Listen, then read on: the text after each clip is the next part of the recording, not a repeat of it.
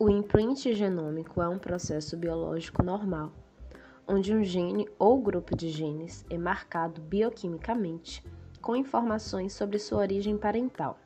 Assim, haverá uma marcação específica se o gene teve origem paterna ou materna e, deste modo, se deve ser expresso ou não a fim de manter o funcionamento celular normal. Ocorre normalmente na região promotora do gene. Grupos metila são adicionados nas ilhas CpG, e isso impede a ligação dos fatores de transcrição, assim cessando a expressão daquele gene. Como o processo não altera as sequências de bases do DNA, é considerado um evento epigenético. O processo está relacionado à especializada maquinaria enzimática nuclear, a qual mantém essas marcas mesmo durante os ciclos de divisão celular. Assim, as células filhas carregarão o mesmo imprint de suas células mães, como se fosse uma espécie de herança epigenética. Durante o desenvolvimento dos gametas, ocorre a desmetilação do genoma e, após a maturação destas células, ocorre a metilação de novo. O processo enzimático responsável não está totalmente esclarecido, mas sabe-se da existência de um centro de imprint, IC. Subsequentemente, durante a embriogênese, os alelos dos genes imprintados são mantidos em um dos estados epigenéticos, imprintado ou não imprintado. Essa marcação resulta na ativação ou na inativação da expressão de um certo gene ou conjunto de genes. Há, assim, uma quebra da regra usual, que diz que ambos os alelos serão expressos.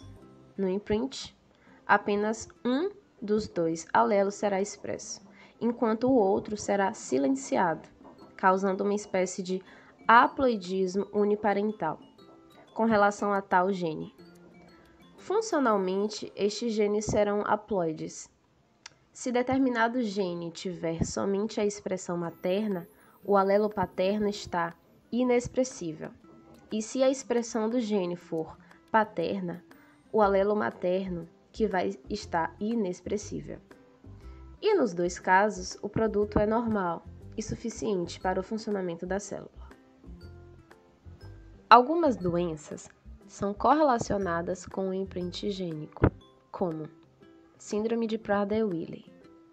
Os alelos maternos estão imprintados e os paternos devem expressar a informação genética, mas acontece deleção 15q11, q13 do cromossomo de origem paterna, em 80%, dissomia uniparental, em 15%, deleção do centro de imprint, 1%.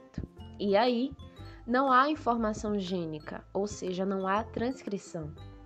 As características são hipotonia, dificuldades alimentares, hipogonadismo, atraso psicomotor, atraso estaturo-ponderal, obesidade, baixa estatura e atraso mental moderado. Na síndrome de Angelman, os alelos paternos estão imprintados e os maternos deveriam expressar a informação genética, mas acontece deleção 15q11, q13 do cromossomo de origem materna, 80%, dissomia uniparental, 15%, deleção do centro de imprint, 1%. E aí, não há informação gênica, ou seja, não há transcrição. As características são hipotonia, retardo mental, ataxia, risadas paroxísticas, epilepsia, ausência de fala e mandíbula proeminente.